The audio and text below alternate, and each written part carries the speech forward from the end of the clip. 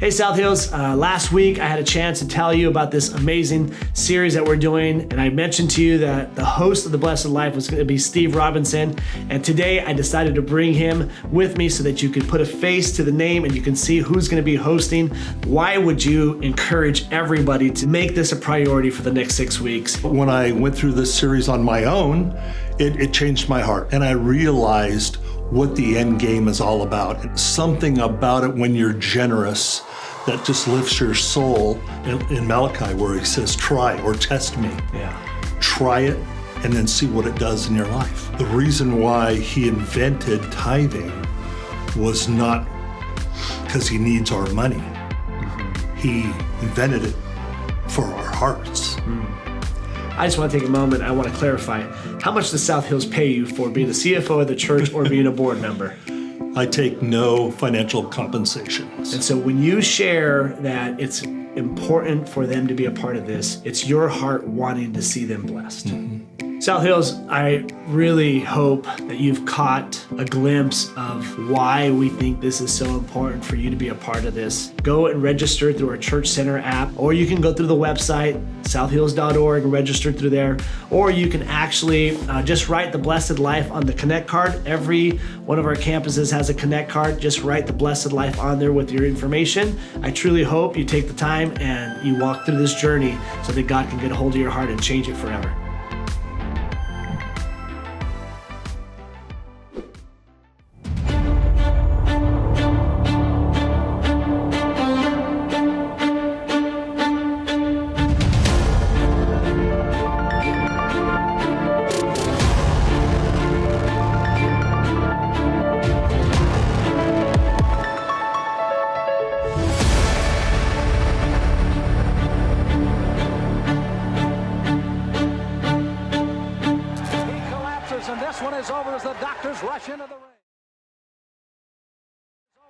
So if you have not been around the last few weeks or you're just kind of tuning in for the first time today, as I said, we've been in this series called Defeating Depression, and I just want to encourage you to go back and listen to the last couple of weeks.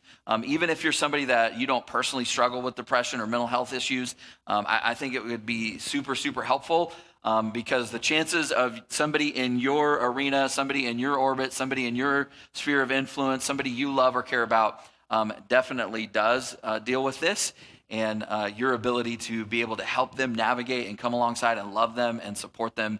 And this, I think this would be super helpful, especially maybe start with last week. Last week, my wife, Hansi, joined me on the stage and kind of shared some of her journey, and I just encourage you to go check that out and listen to it from last Sunday. So I don't know if you, have you ever noticed that like we have an unbelievable capacity to miss or ignore what's right in front of us. And sometimes it's not our fault, or at least we're not aware of it, that, you know, we didn't consciously choose to do that. You have a part of your brain called the reticular activating system. I've talked about this a little bit before, but that part of your brain is sort of the CEO, or kind of the chief attention officer of your brain. It decides what you're going to ignore and what you're going to pay attention to, because you are receiving millions of bits of input, of data through all of your five senses all the time, all day long, and your RAS decides, ignore this, pay attention to this, store this away, lock this down, you don't need to remember any of that. And so, for instance, like it's why your RAS is why, you know, for a while we lived kind of like a quarter of a mile, you know, as the crow flies from some train tracks. And every time a train went through, they blew their horn. And anytime somebody stayed at our house, people were like, how in the world do you sleep with the train blowing its horn all night long? Well, I didn't ever hear the train ever. And that happens because your brain just starts to filter it out. This is not important. Don't pay attention to it. It's why you can live right next door to a train track and it can, you know, barrel down by your house and you just sleep right through it. Why? Because your brain just filters it out and ignores it. But sometimes your brain filters out important stuff that you needed. Right? It's why you can see somebody get in an accident and they drove straight through and they just hit another car that was clearly visible, clearly right there. And you're like, how did you miss it? And they say, I didn't even see it. right? Because their brain filtered out that it actually, they legitimately didn't see it. Their eyes took it in, but their brain was like, yeah, you don't need to pay attention to that. Sometimes we miss or ignore something though, and it was just out of our control. Other times it's because we didn't actually want to see or admit what was right in front of us. Right? Because denial is huge. Have you ever known someone who lived in denial of something that was like right in front of them and so obvious to everybody else? And then there's just the reality that we miss or ignore things because they're uncomfortable, or they kind of feel awkward, or we don't know how to deal with it or approach it or have the conversation. And we're so afraid of saying or doing the wrong thing that we just don't do anything. And I think this conversation about depression and mental health kind of falls into those kinds of categories. I mean, all of the stories and the statistics are telling us that this is a massive problem all across. It's just exploding in our culture. And realistically, we love, somebody we love is really, truly struggling. But because of our experiences, because we just don't know how to do it, and this was, really my lived experience for a long time, we just sort of filter it out. We don't necessarily know how to step into those conversations. And other times we see it, but we're just in denial. This is actually a huge part of something that's playing out in my family of origin right now. It is a sibling that suffers from all kinds of mental health issues and depression and anxiety and suicidal ideation, and different parts of my family just sort of oblivious and in denial about it. So when that happens, we downplay it, or we kind of just throw simplistic solutions at them, or sort of cliche things about what they need to be doing or what they should be doing, or you just got to kind of like lock it down, or you got to shift your mindset. And that makes sense to us because that's our experience. And sometimes we see it and we know it's a problem, but we ignore it because it's just uncomfortable or awkward. We don't know how to deal with it. We don't know how to approach them. We don't know how to say, we don't want to do or say the wrong thing. The problem, of course, is that the only thing worse than suffering is suffering alone, right? It is having a problem that nobody seems to be able to come alongside or care about or step in and help you with. Because we all know what it's like to struggle and to hurt and to have to carry the weight of something all by ourselves. The challenge for all of us, though, is this conversation is really like complicated and layered and textured. Right? There's so many different nuances to it. I mean, one of the takeaways for me in this series has been just how big and complicated all this stuff really is. Right? The causes and the expressions and the treatments of mental health issues and depression and anxiety, they can vary greatly depending on the person. And so maybe the collective growth or maybe the collective commitment we all could make to ourselves and to one another as part of this series, coming out of this series and ending it together and part of this conversation, is just the commitment to stop trying to push easy solutions or easy answers on people, to move beyond sympathy and viewing them and their situation through our experiences and solutions, and instead step into empathy, to get down into the mess of the pit and the brokenness and the darkness with them, and to sit with them and to love them and to support them. And part of what makes this so difficult for us is we're not naturally good at reading people, and these kinds of things don't all look the same for everybody. I mean, not everybody's happiness and joy and contentment look the same. We don't all have the same set point, right? And not everybody's stress or anxiety or depression looks the same either, because we're all different. And we all have, different natural, like mental and emotional set points. And for instance, in our life, like my low days actually kind of look like my wife's high days. And so if you didn't know us, you'd think, oh, well, like everything's fine. But knowing when people are around us who are suffering requires us to actually to pay attention, to stop expecting them to be exactly like us, for us to actually lean in, to get to know them, to observe. But let's say you do notice, you do sense something is going on with them, right? You do sense something is not right with somebody you love. Well, then what? Then what do you do? What do you do when you realize somebody close to you is struggling with depression and anxiety or other mental health issues? Hopefully, you've decided in this series that ignoring it and doing nothing isn't really an option. We've kind of revisited over and over and over again this comparison between mental health issues and having heart disease, right? And the one thing I do know, because heart disease runs in my family, is that if you ignore it and you just pretend and you stick your fingers in your ears and just kind of like it's not going to get better on its own. Because problems that we ignore don't magically disappear on their own. They actually metastasize and multiply and get worse. And so doing nothing isn't helpful. But we don't want to just do anything, because we've all been in situations, we've all seen situations where somebody who was really well-intentioned and they were trying to help, but they stepped in and they ended up just kind of making things worse and making people feel worse. So what do we actually do? Well, I want to give you a few practical kind of steps or things that tools that we can grab onto and begin to implement in our own life, with the people that we love, with the people around us. And honestly, most of them are not super earth-shattering. Most of them are probably a little bit intuitive for most of us, right? But simple things often can make a huge difference to the people around us, especially when we're hurting. And so as we begin, I want to take you to a story of a guy in the Old Testament named Elijah. And if you were here a couple of weeks ago, his name probably sounds a little bit familiar, because we actually looked at a different story in his life on that day a couple of weeks ago. And so in this particular moment, Elijah is the prophet of God. He's God's spokesman to God's people. And it's a particularly bad time for the nation of Israel. And specifically, Elijah had stepped into a moment because the king and his wife were evil and wicked. And so Elijah stepped forward and said, hey, I'm going to pray that we're going to have a drought, that it's not going to rain and until I actually ask God to have it rain. And so he did that, and he prayed that they would have a drought, so that all this hardship would come on the king and his wife. And sure enough, there was a drought for 3 years. And so food is scarce. And so we're going to pick up the story in 1 Kings chapter 17, in verse 8, it says this. It says, then the Lord said to Elijah, go and live in the village of Zarephath near the city of Sidon. I have instructed a widow there to feed you. And so he went to Zarephath. As he arrived at the gates of the village, he saw a widow gathering sticks, and he asked her, would you please bring me a little water in a cup? And as she was going to get it, he called to her, bring me a bite of bread too.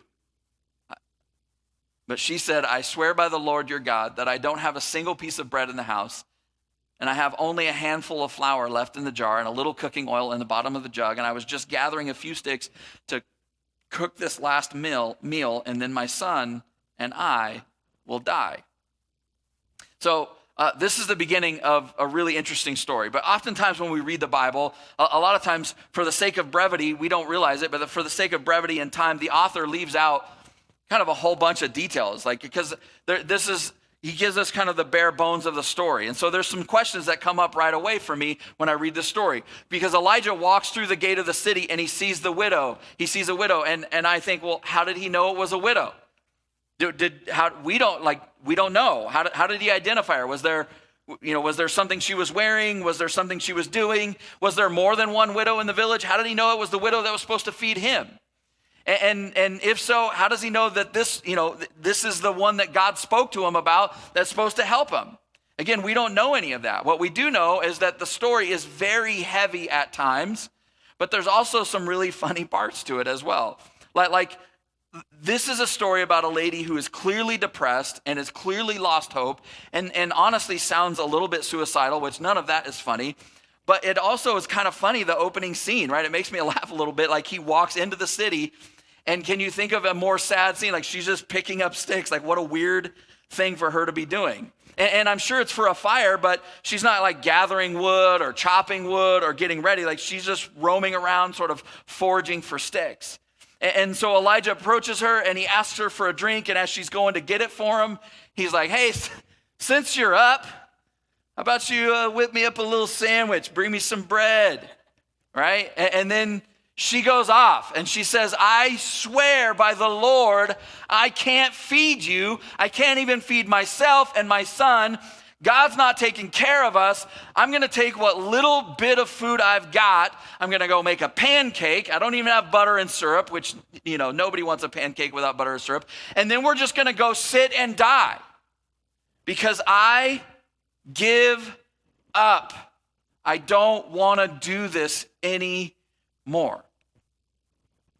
Now, this, if you just think back to what's happening in the story and what God said to Elijah, this had to be, I think, kind of confusing to Elijah, because he only came to this village because God told him to, and he only approached this lady because God told him that he had instructed her to provide food for him and feed him. And now she's like, I can't feed you. I can't even feed myself. Right? And so I imagine he's like, what are you talking about? Why are you in such a bad mood? Did you not get the memo? Like, did God not tell you that you were supposed to feed me, that you were supposed to help me? And I think this is such a powerful truth for us to grab onto this morning. Because your story isn't just about you. And as much as we'd like to believe it sometimes, relationships and interactions aren't just one-sided. See, I think Elijah stepped into this moment. He came to this moment going, I need to find a lady that God told me about because she's going to feed me. And then the conversation happens and the interaction happens, and he starts to realize, like, oh, this moment isn't just all about me. This moment isn't just all about you feeding me. See, neither of them knew it, but I think God actually brought Elijah and this widow together so that they could begin to help and heal and meet the needs of each other.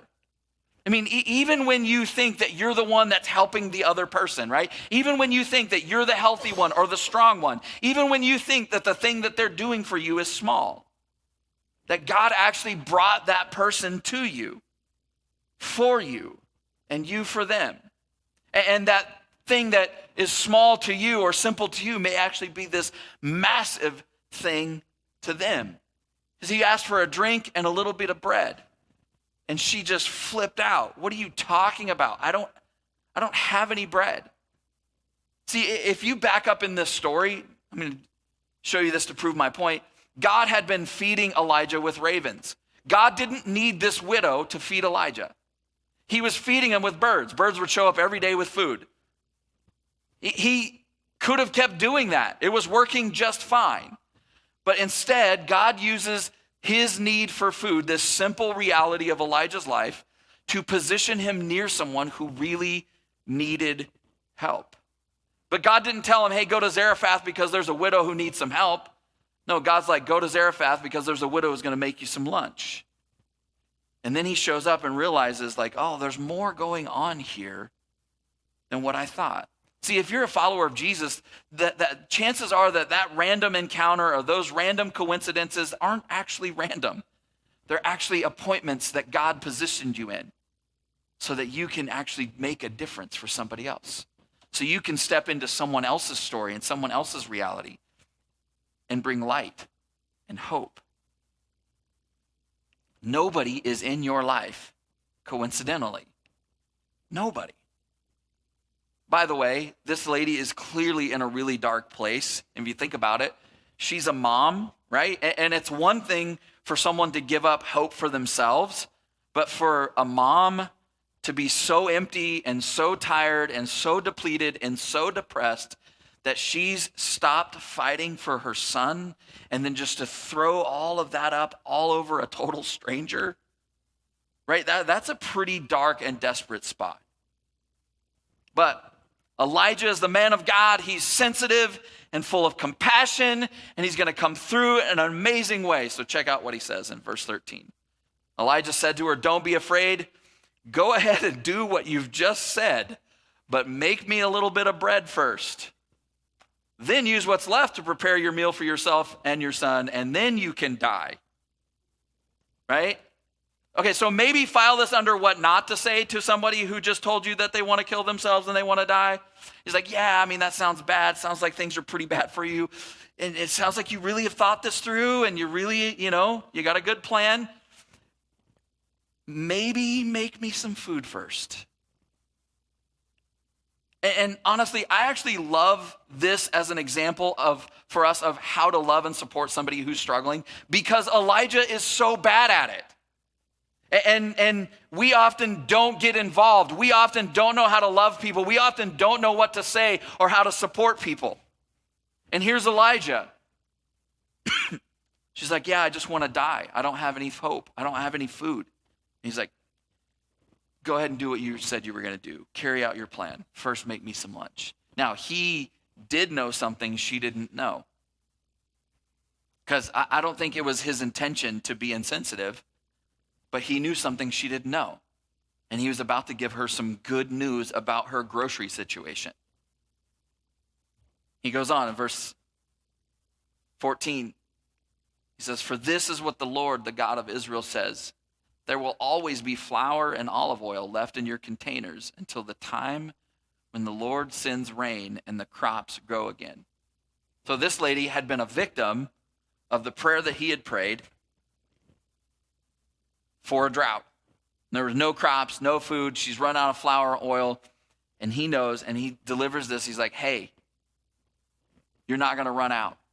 So she did as Elijah said, and she and Elijah and her family continued to eat for many days. And there was always enough flour and oil left, and olive oil left in the containers, just as the Lord had promised. Yay, happily ever after, the end. Woo, and they all ate bread. Only that's not real life. So it goes on. Sometime later, the woman's son became sick, and he grew worse and worse, and he finally died. And he said to Elijah, "O man of God," and she said to Elijah, "O man of God, what have you done to me? Have you come here to point out my sins and to kill my son?" Okay, so there's a lot here for us to unpack. But first of all, I don't know if you've been to the grocery store lately, but things are expensive. And there's just not stuff on the shelf like there used to be. And one of my pet peeves is I like Yoplait light yogurt, and I like cherry, and I like blueberry, and I like key lime pie flavors, and they don't have any of those flavors anymore because apparently cows can't produce milk, or there's a yogurt shortage or something. I've been to every store, like 4 or 5 different stores. You can't find it. I was at Albertsons yesterday. I'm like, why? Why do you only have vanilla and strawberry? And she's like, I don't know. It's going to get worse before it gets better. I'm like, just tell me, what is the problem? I just want to understand. How can you not make yogurt? And it's not even her. I mean, she's not the one making yogurt. But things are expensive, right? But can you imagine somebody shows up to your life and they're like, hey, good news. Free meat and potatoes for you and your family until the economy returns to normal and inflation's under control. And you don't have to go buy it. You don't have to go to the store. It's just going to be in your pantry every single day. When you wake up, you'd be like, woo! Of course, eating meat and potatoes every day, like a couple weeks in, you're just like, can we have something else? Can we have some pasta? That's what happens for her, right? And then they all just kind of move on. We don't know, like, it's just like, they just move on like everything's normal. He apparently like moves in with her and he's eating her family. They're all eating together. But then this poor lady, man, she cannot catch a break. I mean, talk about how hard and cruel life is. Like her and her son like survived the prospect of starving to death, only later for him to get sick and die.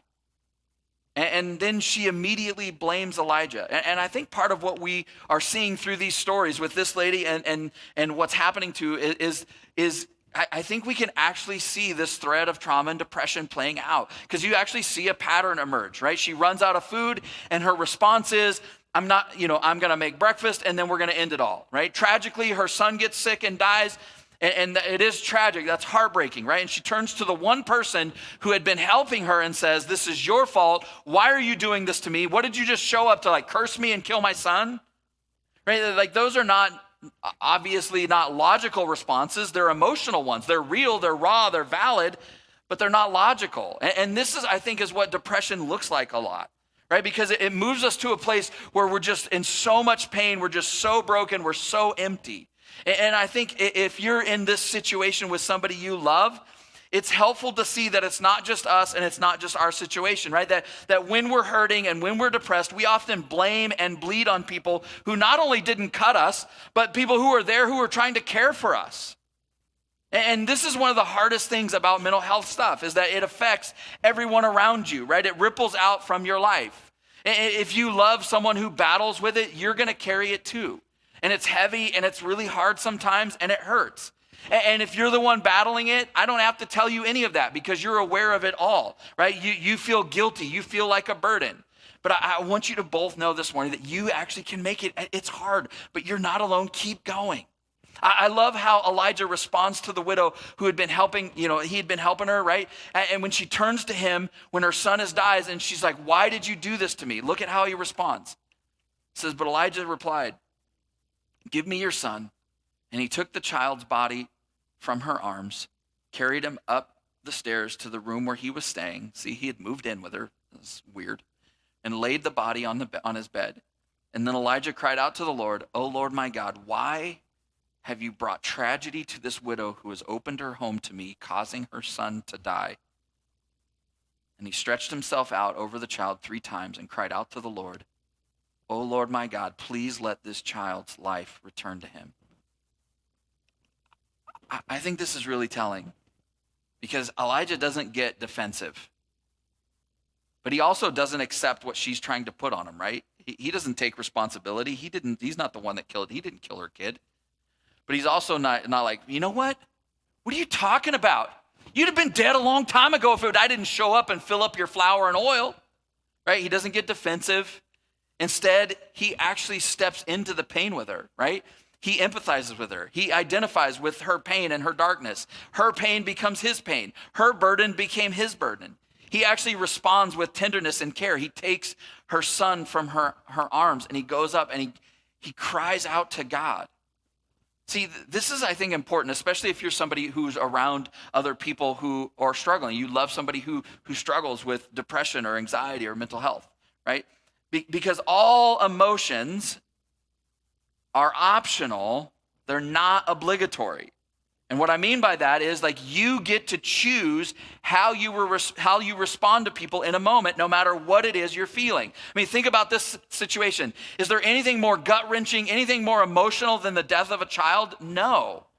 And then to be unfairly blamed for that death, because she didn't blame God. She didn't say, why did you come here? Why is God doing this? She blamed Elijah. She didn't say, why, where is God? She said, what are you doing here? Why did you come to kill my kid? Why did you do this to me? So trust me, empathy and compassion weren't the only emotions that Elijah was experiencing. But again, emotions are optional. They're data. They come in and we get to choose what we're going to do with them. You're not obligated to respond or grab onto every single emotion that comes your way, even if it's directed at you. Even when that person goes out of the way to put your name on it. And they're like, you did this. This is for you. You're the problem, right? And you don't actually have to absorb that, grab onto it, and return that emotion. You can actually take that as information and go, hey, responding to this is optional. Even and Elijah, as emotionally sort of handicapped as he seems to be at times in the story, he actually seems to get that. He doesn't get mad. He doesn't get defensive. He doesn't, take her attack on him personally. He doesn't blow her off and leave. Well, I'm taking my oil and my flour and I'm going home. No, instead, he chooses to care for her and to cry out to God on her behalf. And when he does, God does another miracle.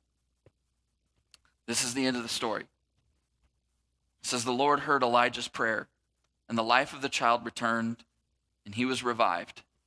And then Elijah brought him down from the upper room and gave him to his mother. Look, he said, your son is alive. The woman told Elijah, now I know for sure that you are a man of God and that the Lord truly speaks through you.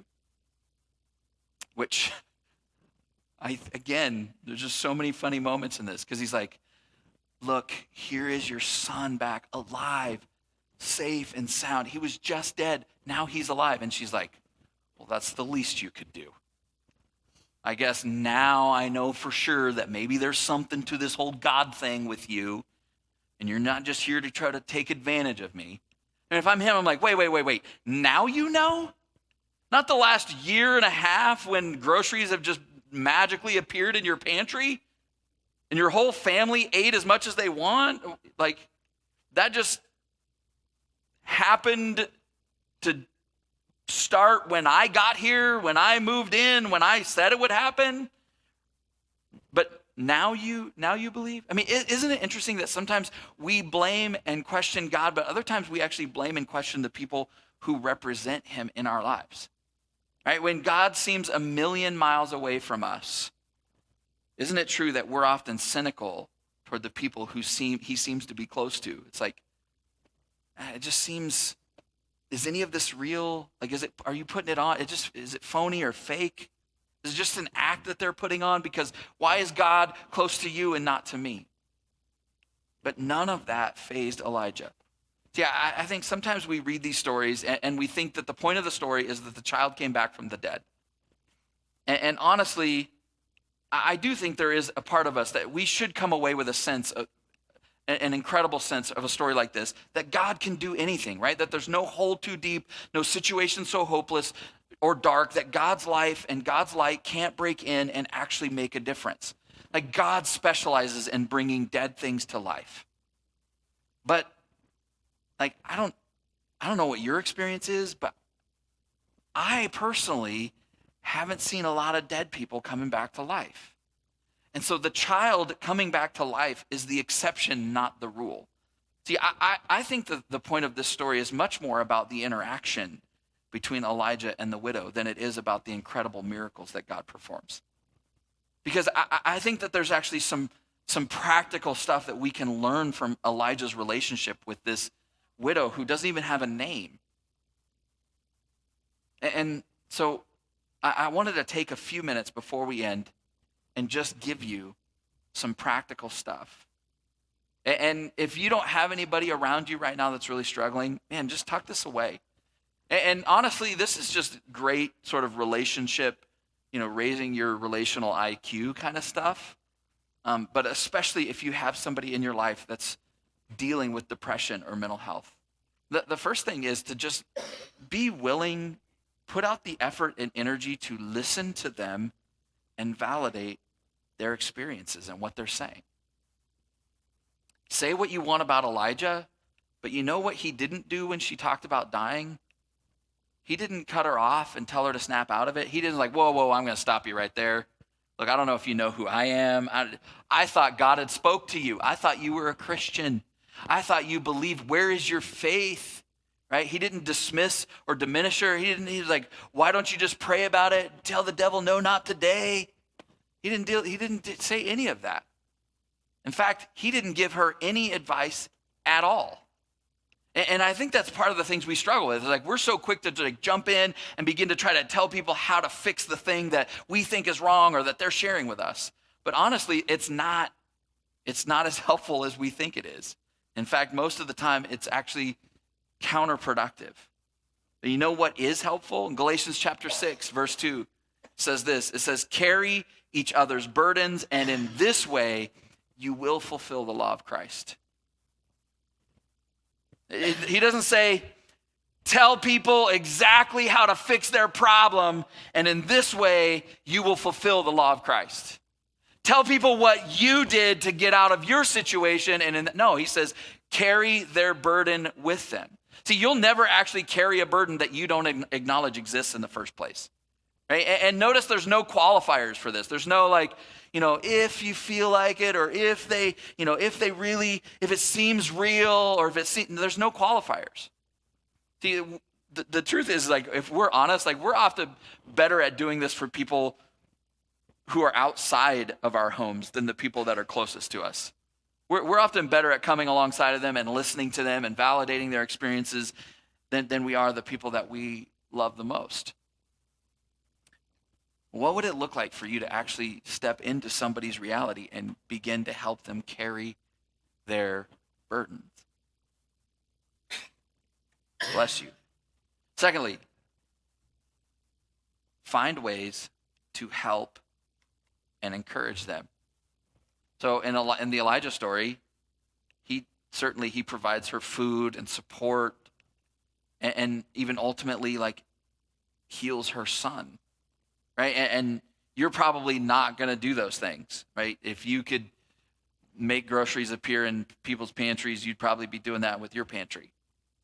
But there are things that you can do, right? You can't work miracles, but you can walk alongside them. You can carry their burden.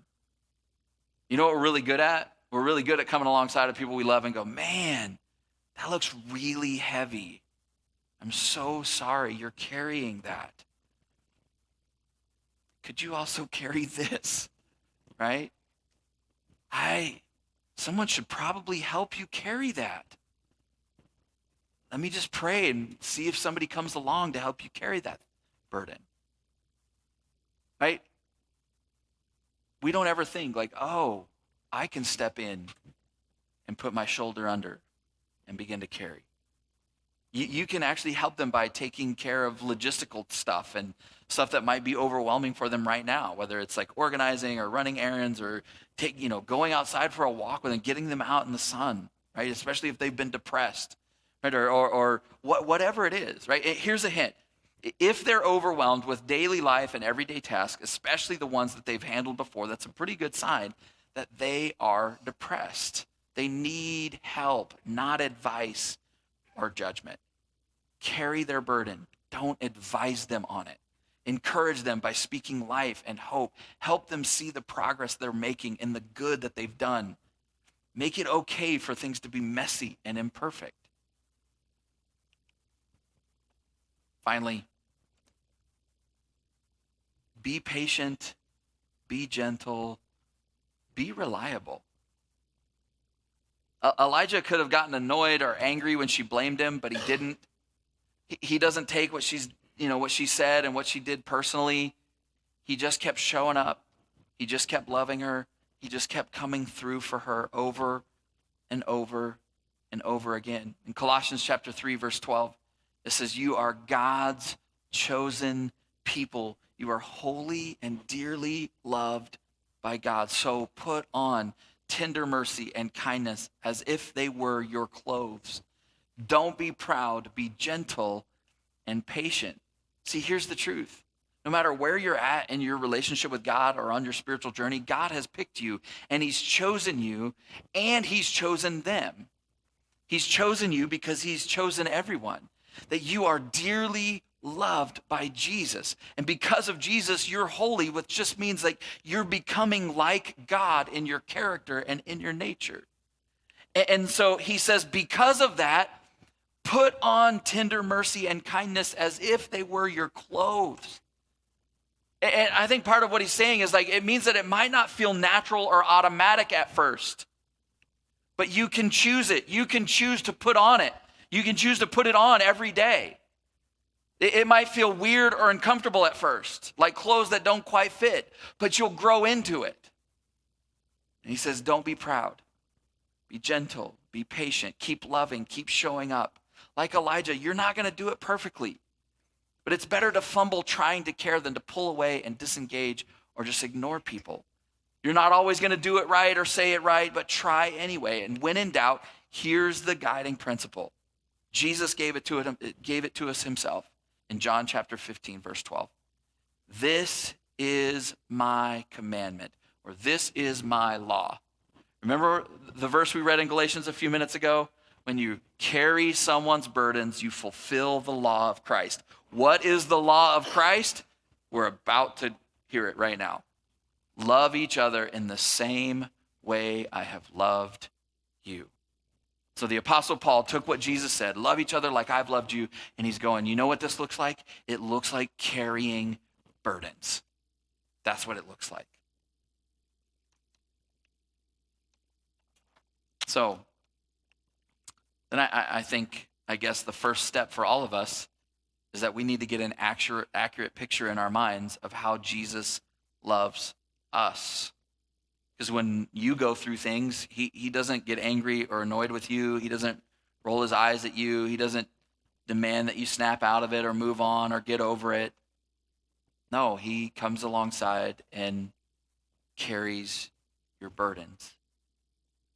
I think some of us have trouble showing up or showing God's love to people in this way because we just have an incorrect view of the way God sees us. We actually haven't built our lives around his love. Earlier, we sang this song about I will build my life upon your love. And the band's going to actually lead us back through that. And I just want to invite you for the next couple minutes, and then I'm going to come and dismiss. Just take a minute to process, talk to God, allow the words of the song, allow the scriptures and this story for God to begin to impress on you the things that he wants to say.